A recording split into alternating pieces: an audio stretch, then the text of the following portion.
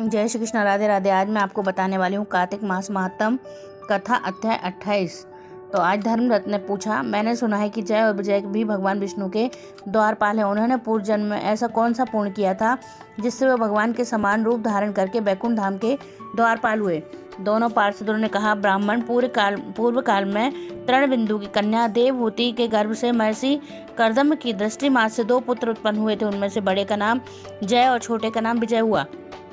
पीछे उसी देवहूति के गर्भ से योग धर्म के जानने वाले भगवान कपिल उत्पन्न हुए। जय और विजय सदा भगवान की भक्ति में तत्पर रहते थे। वे नित्य अष्टाक्षर मंत्र का जाप और वैष्णव व्रतों का पालन करते थे। एक समय राजा मारुत ने उन दोनों को अपने यज्ञ में बुलाया, जहाँ जय ब्रह्मा बनाए गए और विजय आचार्य। उन्होंने यज्ञ की संपूर्ण विधि पूर्ण की। यज्ञ के अंत में उन्हें दक्षिणा में राजा मारुत ने उन दोनों को बहुत धन दिया।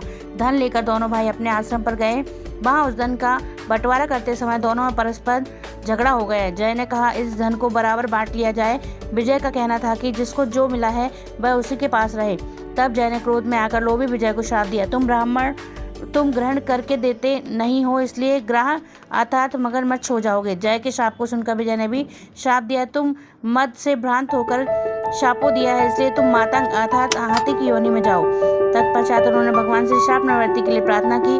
श्री भगवान ने कहा, तुम मेरे भक्त हो, तुम्हारा वचन कभी असत्य नहीं होगा। तुम दोनों अपने ही दिए हुए इन शापों को भोगकर फिर से मेरे धाम को प्राप्त होगे। ऐसा कहकर भगवान विष्णु अंतर्ध्यान हो गए। तदंतर वे दोनों गंडक नदी के तट पर ग्राह और गज हो गए। उस योनि में भी उन्हें पूर्व जन्म का स्मरण बना रहा और वे भगवान विष्णु के व्रत में तत्पर रहे। किसी समय वह गिरिराज कार्तिक मास में स्नान के लिए गंड नदी गया तो उस समय ग्राह ने शाप के हेतु को स्मरण करते हुए उस गाज को पकड़ लिया। ग्राह से पकड़ जाने पर गिरिराज ने भगवान रामानाथ का स्मरण किया।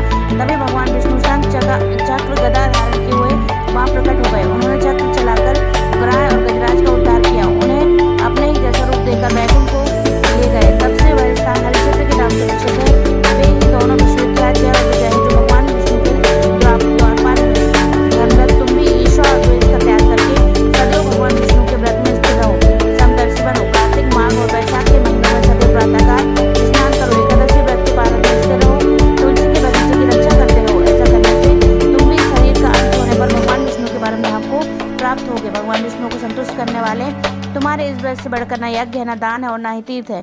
विप्रवर, तुम धन हो जिसके व्रत के आधे भाग का फल पाकर वह स्त्री हमारे द्वारा बैकुंठ धाम में ले जाई जा रही है। नारद जी बोले, हे राजन, धर्मरथ को इस प्रकार उपदेश देकर वे दोनों विमानचारी पार्षद उस कलह के साथ बैकुंठ धाम को चले गए।